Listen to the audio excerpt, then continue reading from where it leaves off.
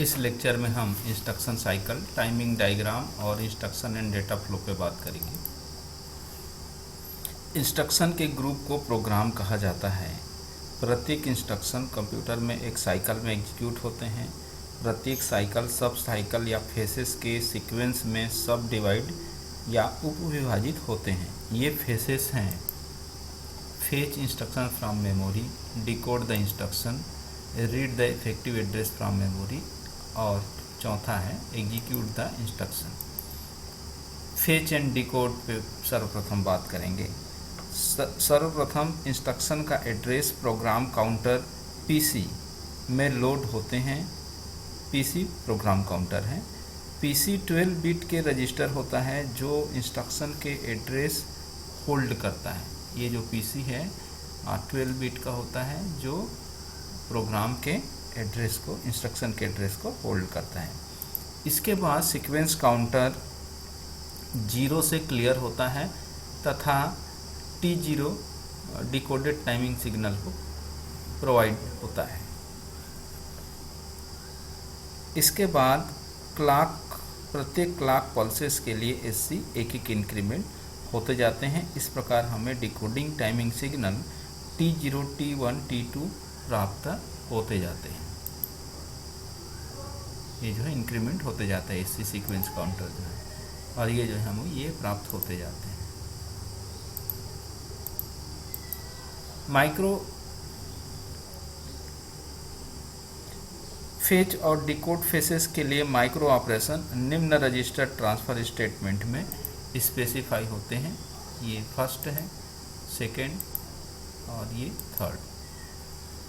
तो first statement में, प्रथम स्टेटमेंट में प्रोग्राम काउंटर AR को एड्रेस रजिस्टर को एड्रेस ट्रांसफ़र करता है। T0 से ट्रांसफ़र करता है। सेकेंड स्टेटमेंट में मेमोरी से रीड होने वाले इंस्ट्रक्शन IR इंस्ट्रक्शन रजिस्टर में प्लेस होते हैं। IR यहाँ पर क्या है? IR इंस्ट्रक्शन रजिस्टर है, उसमें प्लेस होते हैं। T1 से एवं PC में एक वैल्यू इंक्रीमेंट होता है नेक्स्ट इंस्ट्रक्शन के एड्रेस के लिए।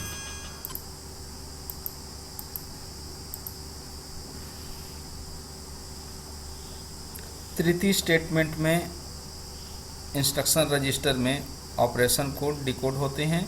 Indirect bit flip flop I को ट्रांसफ़र होते हैं तथा एड्रेस AR में ट्रांसफ़र होते हैं T2 के साथ। ये जो है मोड बिट है और ये जो है एड्रेसेस है और ये जो है ऑपरेशन कोड है।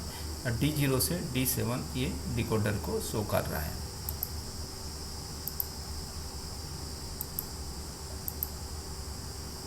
अब हम रीड और एग्जीक्यूट पे बात करेंगे।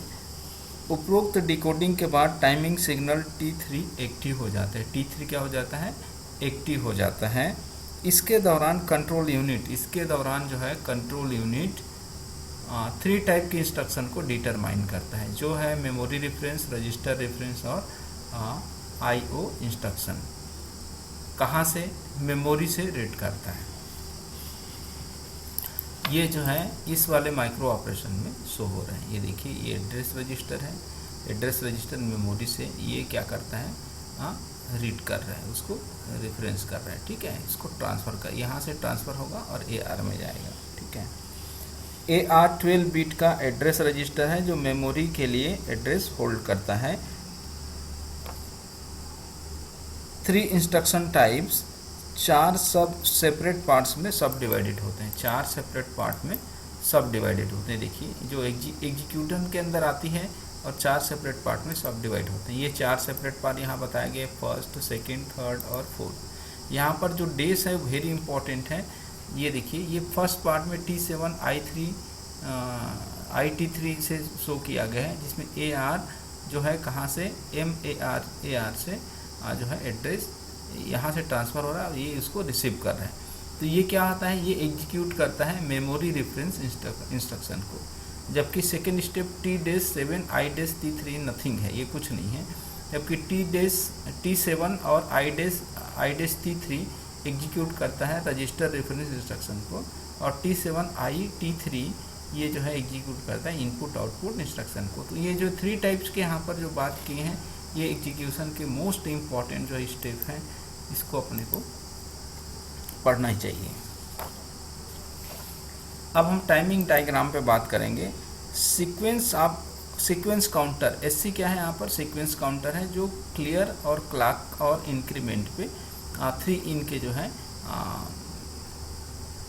इनिशियलाइज पॉइंट है, ठीक है। तो ये तो इनिशियलाइज पॉइंट है, क्लियर जो है और जो है क्लॉक है, ये तीनों जो है इनके जो है मेन पॉट हैं इनके जो है सीक्वेंस काउंटर के। फिर ये जो है डिकोडर से ज्वाइंट होते हैं। डिकोडर 4x16 डिकोडर दिया हुआ है 0 से लेकर ये D0 D1 ऐसा आगे D15 तक, और इधर जो है T0 T1 ऐसा करके जो है ये शो हो रहे हैं। देखिए T0 is clock during first clock, ठीक है। अब इसको जो है अपन लोग समझेंगे। क्लॉक के फर्स्ट पोजीशन ट्रांजिशन में एससी क्लियर होता है, फर्स्ट पोजीशन में एससी क्लियर होता है 0 से, और जो D0 को T0 से एक्टिव करता है, D0 को T0 से एक्टिव करता है, ठीक है। ये T0 से एक्टिव करता है। प्रथम क्लॉक साइकिल के दौरान T0 एक्टिव हो जाता है, ये प्रथम क्लॉक साइकिल है, इस दौरान एक्टिव हो जाता है। अब एससी में एक इंक्रीमेंट होता है, एससी में सीक्वेंस काउंटर में एक इंक्रीमेंट होता है जो है D1 को T1 से एक्टिव करता है। जो D1, ये देखिए D1 यहाँ दिया है, D1 को T1 से अगला T0 के बाद T1 आएगा उसको एक्टिव करेगा। इस तरीक़ा से हमको T0 T1 T2 T3 T4 produce होते जाते हैं। ये सभी जो है हमको प्रोड्यूस होते जाते हैं, ये हमको प्रोड्यूस होते जाते हैं। ये देखिए T0 T1 T2 T3 ये जो है ऐसा प्रोड्यूस होते जाता है, ठीक है। अब जो एससी नॉट क्लियर होती किसके लिए, T5 T6 और से लेकर T15 तक के लिए, ठीक है। और बैक टू 0 हो जाता है। ये जो है द लास्ट 3 वेव फॉर्म्स जो है शो करता है। एससी जो क्लियर होगा जब D3 T4 जो है 1 होगी। ये टाइमिंग डायग्राम है, जो मोस्ट इम्पॉर्टेंट है वो जो है टाइमिंग टाइम ये शो हो रहा है। ये देखिए T1 T0 से लेकर ये चालू होगा T4 तक, और T1 पे ये जो है रिवाइज हो जा रहा है, ठीक है। ये जो है T0 से लेकर T4 तक जा रहे हैं, फिर T1 पे वापस हो जा रहे हैं। तो ये यहाँ से यही चलता है, यहाँ तक जाता है, ये हाफ साइकिल है। फिर यहाँ से यहाँ तक जाता है, ये हाफ साइकिल है। T0 के दौरान जो है T0 पीरियड में जो है ये क्या होती है, ये वाले जो है साइकिल जो है बनता है। फिर ये वाले साइकिल यहाँ पर बनता है, T4 से T0 तक बनता है। वैसे जो T1 के लिए जो है अपना साइकिल T0 से स्टार्ट होगा और T1 तक बनेगा। T2 में जो है T1 से स्टार्ट होकर T2 तक बनेगा। T3 में T2 से स्टार्ट होकर T3 तक बनेगा। T4 में T3 से स्टार्ट होकर T4 तक बनेगा। लेकिन फिर से जब T0 बनता है तो ये जो है T2 से स्टार्ट होकर डायरेक्ट फिर राउंड अप जो है T0 तक जो बैक होती है वहाँ तक चलती है। फिर ये क्लियर वाला को बताया गया है। तो इस तरीक़े से टाइमिंग डायग्राम को हम समझ सकते हैं और बना सकते हैं एग्जाम के लिए। अब जो है हम इंफॉर्मेशन फ्लो पे बात करेंगे। इसमें इंस्ट्रक्शन पहले फेच एवं डिकोड होता है। इसमें इंस्ट्रक्शन क्या होगा, फेच और डिकोड होगा, पहले होगा, उसके बाद रीड होगा तथा अंतिम में एग्जीक्यूट होगा। अंतिम में एग्जीक्यूट होगा, पहले रीड होगा फिर एग्जीक्यूट होगा। R=0 के लिए इंस्ट्रक्शन साइकिल चलेगी और R=1 के लिए इंटरप्ट साइकिल चलेगा। तो ये जो है इनिशियलाइज पॉइंट है।